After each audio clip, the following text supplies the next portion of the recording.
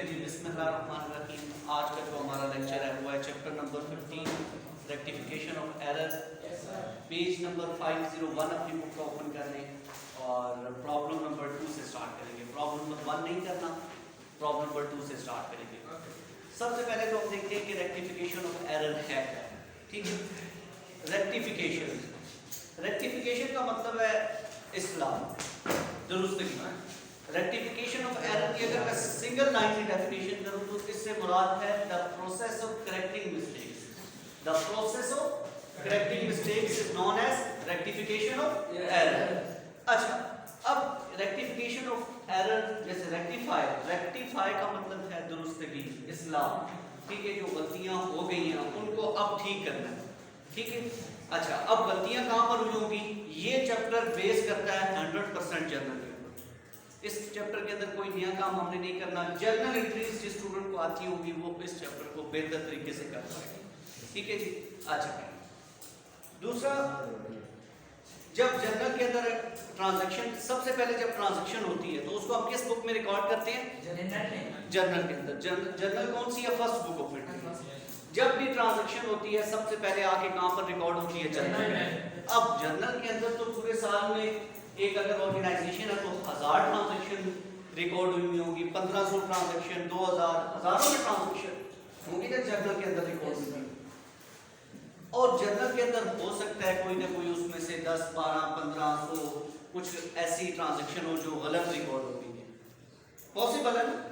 ठीक है, पॉसिबल है कि उसमें से, और वो जो गलतियां होंगी वो अकाउंटेंट जानबूझ के गलत नहीं रिकॉर्ड करेगा, गलती से उससे हो जाएगी। ठीक है, फॉर एग्जांपल 5000 की अमाउंट को डेबिट करना था, 500 कर दिया। ठीक है, और उसके अलावा कोई भी वजूहात हो सकती है जैसे error of commission, compensating errors, वो टाइप्स ऑफ एरर हमने ऑलरेडी पढ़ चुके हैं। ठीक है, कहीं ना कहीं मिस्टेक हो ही जाती है। अब जर्नल के अंदर हम उन गलतियों को ऐसे नहीं कर सकते कि क्रॉस लगा दिया, फ्लूड लगा दिया, कट कर दिया। ठीक है, कि ये एंट्री गलत है, जनवरी 13 की एंट्री गलत है, इस एंट्री को यहाँ पे क्रॉस लगा दो, फ्लूड लगा दो। अकाउंटिंग के रूल्स के खिलाफ है। ठीक है, तो अब एक नई रेक्टिफाइंग एंट्री हम बनाते हैं। ठीक है, जिसको जो उस एंट्री के इफेक्ट को खत्म करने की है। ठीक है जी। अच्छा, तो ये हमने इस चैप्टर में करना है। Means rectification of error means simply the process of correcting mistakes, जो जर्नल के अंदर मिस्टेक्स हो गई। ठीक है, उन मिस्टेक्स को खत्म करने के लिए हम इस चैप्टर को पढ़ रहे हैं कि कैसे हम उसको खत्म करेंगे। सबसे पहले हम प्रॉब्लम नंबर 2 से स्टार्ट करते हैं। प्रॉब्लम नंबर 2 पेज 501 और जर्नल का फॉर्मेट बना लें। डेट का एक कॉलम बना लें, details, ledger folio, debit amounts and credit. Simple journal का फॉर्मेट है।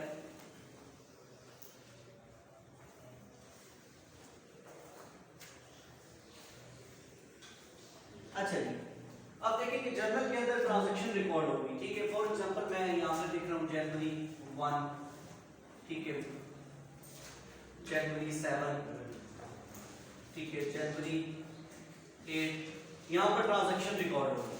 ठीक है, फॉर एग्जांपल यहां पर ट्रांजैक्शन रिकॉर्ड होगी।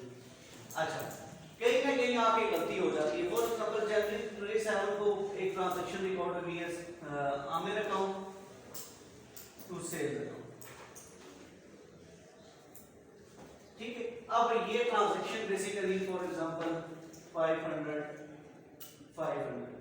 ये ट्रांजैक्शन गलत है, मसलन मिसाल के तौर पे। तो रेक्टिफिकेशन ऑफ एरर में हम इसको काट नहीं सकते। ठीक है, ये गलत नहीं है, गलत है तो बस काट दिया जाए तो इफेक्ट खत्म हो जाएगा। ये अगर फॉर एग्जांपल आप उस एंट्री को काट देते हैं, वहीं पे फ्लूट कर देते हैं, ठीक है, क्रॉस लगा देते हैं, तो वो अकाउंटिंग प्रिंसिपल जो है उसके अगेंस्ट है। अकाउंटेंट आप वो 1000 ट्रांजैक्शन हुई होगी ना, वो कोई भी आपकी एक ट्रांजैक्शन भी फॉर एग्जांपल हो सकता है एक्सेप्ट न करे क्योंकि एक ट्रांजैक्शन कटी हुई। ठीक है, तो इस ट्रांजैक्शन को काटना नहीं, बल्कि क्या करना है, इसकी जगह एक न्यू रेक्टिफाइंग एंट्री लेके आना। जिस तरह बैंक रिकॉन्सिलिएशन स्टेटमेंट बनाने से इस तरह की बनानी। हां, ठीक है, ये वो बेस करती थी कैश बुक और पासबुक, उन दोनों बैलेंसेस में जो डिफरेंस आ जाता था उन डिफरेंसेस की बेस पे करते थे। अब ये चैप्टर बेस करेगा 100% जर्नल एंट्रीज के ऊपर, ठीक है। इसके अंदर जर्नल हमने सबसे पहले बनाना है, ठीक है। अच्छा, कुछ चीजें अपने पास याद रखने, एक वर्ड मैं लिख रहा हूँ यहाँ पर अंडरकास्ट, और एक वर्ड यहाँ पर मैं लिख रहा हूँ ओवर कास्ट। अच्छा जी, अंडरकास्ट ये चीज अपने पास रख लें, अंडरकास्ट का सेम इफेक्ट होगा, और ओवरकास्ट मींस ऑपोजिट इफेक्ट।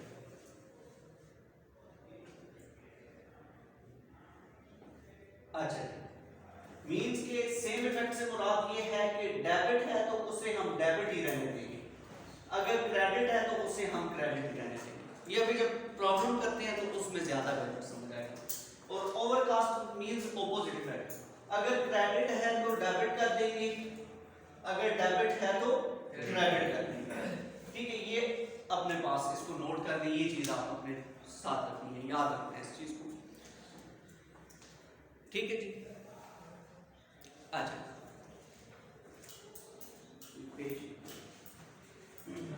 हाँ जी, अच्छा, ओवरकास्ट। अच्छा, अंडरकास्ट से क्या मुराद है, आप इसको देखिए। अंडरकास्ट का मतलब क्या है? अंडरकास्ट का मतलब ये है जितनी प्राइस की वो चीज है, ठीक है, उससे कम पे लिख देना। अंडरकास्ट मीन कॉस्ट, ये फॉर एग्जांपल मार्कर 80 रुपीस का है, इसको अगर मैं 70 पे लिख देता हूँ, 79 का रिकॉर्ड कर देता हूँ, 80 से कम 60, 40, 50, 80 से कम पे जब भी रिकॉर्ड कर लेता हूँ तो इसे क्या कहेंगे? अंडरकास्ट। जितनी इसकी कॉस्ट है उससे कम पे रिकॉर्ड करती है। Overcast, overcast means for example इसकी प्राइस कितनी है? 80 रुपीस, मैं इसको 81 से लेके 100,000 जितना भी लिख देता हूँ, 80 से ज्यादा की प्राइस का लिख देता हूँ, तो इसका मतलब क्या है? ओवरकास्ट, ठीक है। अच्छा, ये अब हमने इसको, इसके इफेक्ट को खत्म कैसे करना है, ठीक है, इसकी अकाउंटिंग ट्रीटमेंट कैसे करनी है, अभी हम देखते हैं। अभी सिर्फ आप ये बात याद रखिएगा, अंडरकास्ट मींस प्राइस से कम लिख देना और इसका सेम इफेक्ट होगा। अगर ये डेबिट में है तो डेबिट में ही रहेगा, ठीक है। और ओवरकास्ट का ऑपोजिट, अगर वो डेबिट है तो क्रेडिट में चला जाएगा, अगर क्रेडिट है तो डेबिट में आ जाएगा, ठीक है जी। अब आ जाते हैं, अगर आप ओपन करें page number 501, problem number 2, rectifying the following errors. जो एरर्स हैं अब हम उनको इस फॉर्मेट के अंदर आगे क्या करेंगे? रेक्टिफाई करेंगे। अच्छा, sales book undercast by ₹5,000, a entry है, sales book undercast by ₹5,000। Book को एक मिनट जरा बुक के वर्ड को अपने माइंड से स्किप कर दें। मैं अगर ऐसे पढ़ूं सेल्स अंडर कास्ट बाय ₹5,000, तो सबसे पहले मुझे आप अपने माइंड में ये बताएं कि सेल्स डेबिट होती है या क्रेडिट? क्रेडिट होती है। सेल्स ऑलवेज क्या होती है? क्रेडिट। तो सेल्स, हाँ, सेल्स क्रेडिट होती है। अमाउंट कितनी है? 5,000। अच्छा, 500, अच्छा, कोई बात नहीं। Sales credit 5,000। अब दोबारा से मैं एंट्री पढ़ के इसको अब मैं सॉल्व कर देता हूँ। Sales undercast by ₹5,000। Sales हमेशा क्रेडिट होती है, आप लोगों ने खुद बताया क्रेडिट, वही चैप्टर नंबर 4 जो आपने जर्नल उसमें आपने सीखा था, ठीक है, कि सेल्स क्रेडिट होती है, ठीक है। अच्छा, सेल्स क्रेडिट है 5,000, और इससे पहले वर्ड कौन सा यूज हुआ है? अंडर कास्ट का या ओवर कास्ट का? अंडर कास्ट का वर्ड यूज हुआ है। तो अंडर कास्ट का इफेक्ट कौन सा होता है? सेम इफेक्ट होता है।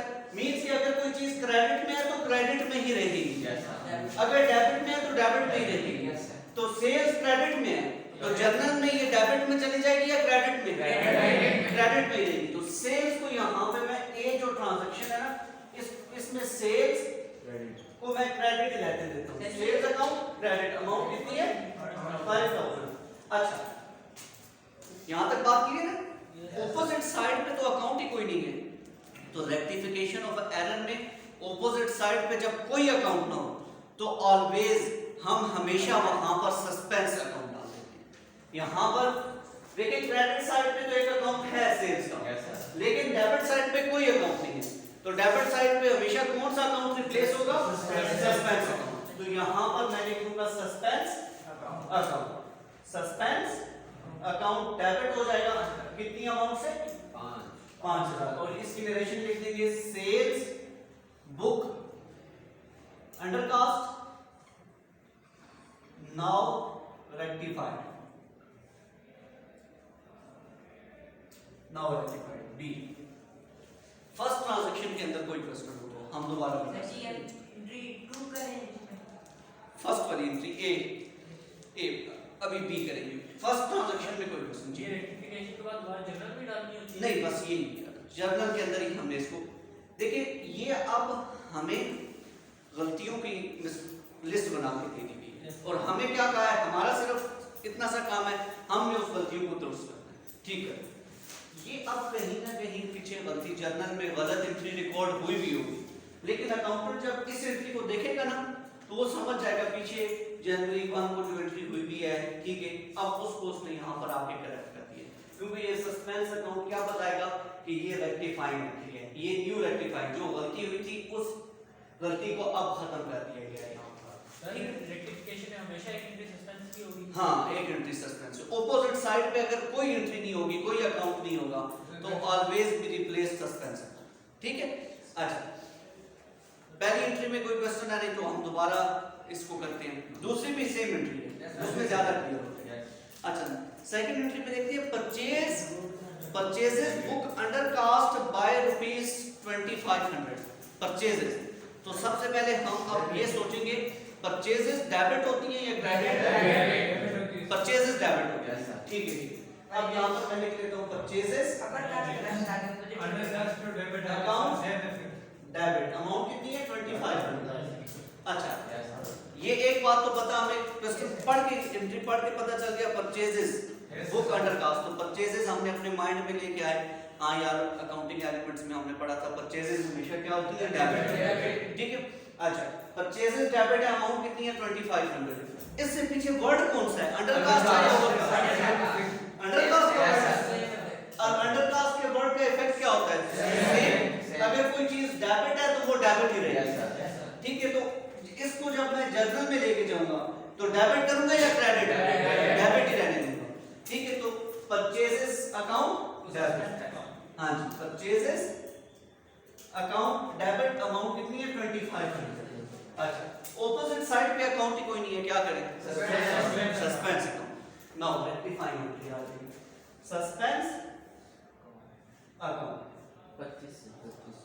2500 और यहां पर देखेंगे इसकी नरेशन में purchases undercast now corrected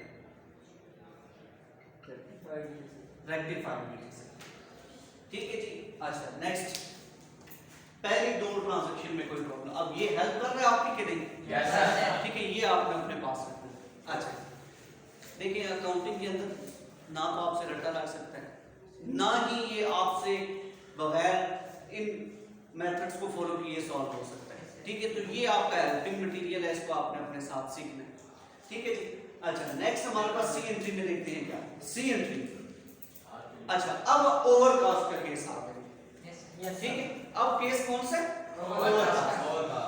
overcast में देखते हैं क्या सेल्स क्रेडिट है हाँ ठीक है सी एंट्री में देखते हैं sales book overcast by ₹1000 yes sir सबसे पहले हम देखते हैं सेल्स डेबिट होता है या क्रेडिट सेल्स जैसे कि आप कह रहे हैं हमेशा क्रेडिट होती है सेल्स क्रेडिट होती है अमाउंट कितनी है 1000 यहाँ शेयर चेक हो जाएगा हाँ एक मिनट जरा नहीं sales book undercast by ₹1000 तो सेल्स ओवरकास्ट सेल्स हमेशा क्या होती है क्रेडिट तो इससे पीछे वर्ड कौन सा है अंडर कास्ट या ओवरकास्ट मींस कि ओवरकास्ट का इफेक्ट क्या होगा अगर तो सेल्स कोई चीज क्रेडिट में है तो डेबिट में चली जाएगी डेबिट में है तो यहाँ पे सेल्स क्रेडिट में है तो जनरल में कम है ठीक है सेल्स को डेबिट में होगा सेल्स अकाउंट डेबिट ठीक है अमाउंट 1000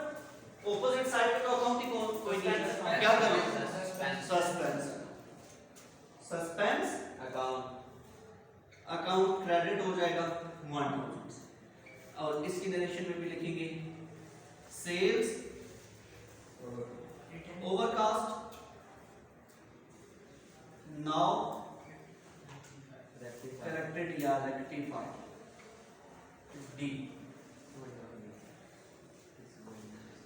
पहले 3 एंट्रीज में कोई question? No sir. Next entry भी आप खुद ही करेंगे। Okay sir. नेक्स्ट डी में कहता है परचेजेस बुक ओवरकास्ट बाय ₹1500। ऊपर अच्छा, अब देखते हैं परचेजेस डेबिट होती है। गुड गुड क्रेडिट, यस बिल्कुल। और ऑपोजिट साइड पे कोई अकाउंट नहीं है तो सस्पेंस। सबको समझ आ गया? अब हम देखते हैं परचेजेस डेबिट होती है क्रेडिट? डेबिट परचेजेस हमेशा डेबिट होती है। ले जी, परचेजेस अकाउंट डेबिट अमाउंट कितनी है? 1500। अच्छा, इससे पीछे वर्ड कौन सा है? अंडरकास्ट या ओवरकास्ट? ओवरकास्ट का वर्ड है। ओवरकास्ट का इफेक्ट क्या आता है? Opposite effect. ऑपोजिट इफेक्ट क्या कहता है? अगर कोई चीज डेबिट में है तो क्रेडिट में चली जाएगी, क्रेडिट में है तो डेबिट में आ जाएगी। Yes sir. तो ये परचेजेस अकाउंट डेबिट है 1500 से, जनरल में कहां पे चला जाएगा? क्रेडिट पे चला जाएगा। यहां पर मैं रिकॉर्ड कर देता हूं purchases account. Purchases account credit amount कितनी है? 1500। अच्छा, ऑपोजिट साइड पे अकाउंट ही कोई नहीं। Suspense suspense account. यहां पर इसकी डायरेक्शन लिखिए purchases overcast now rectified. Overcast now rectified 1500 की अमाउंट। ये जी आपका, हाँ जी, ये अवर कास्ट का मतलब ऑपोजिट हो जाएगा। जब सेल हमने बेची है तो हमारा इनकम हो जाएगा ना, अब सेल रिटर्न हो जाएगा ना। हाँ जी। रिटर्न का रास्ता नहीं सोचा मतलब। हाँ जी। नहीं नहीं, वो उसको ओवर ठीक है, रिटर्न का अभी क्लियर हो जाएगा नो प्रॉब्लम। ठीक है, नहीं हो सकता है उसके माइंड में जो कॉन्सेप्ट हो वो भी ठीक हो। ठीक है, एक दो प्रॉब्लम के बाद इसको डिस्कस करते हैं। ओ ओवर ओ ऑपोजिट। ठीक है, ये आपका प्रॉब्लम नंबर 501 पे। Okay sir. कोई क्वेश्चन नहीं आता? No sir. Clear? Yes sir. कोई क्वेश्चन दोबारा से करें इसी प्रॉब्लम को? Next one sir. ठीक है। आगे हम बोल रहे हैं सर, खुद कर लेंगे। अच्छा जी, अब प्रॉब्लम नंबर 3 स्टार्ट करेंगे। Problem number 3। Yes sir. यहाँ तक कोई क्वेश्चन नहीं है तो प्रॉब्लम 3 स्टार्ट। Okay sir. चलिए, लेट्स जंप।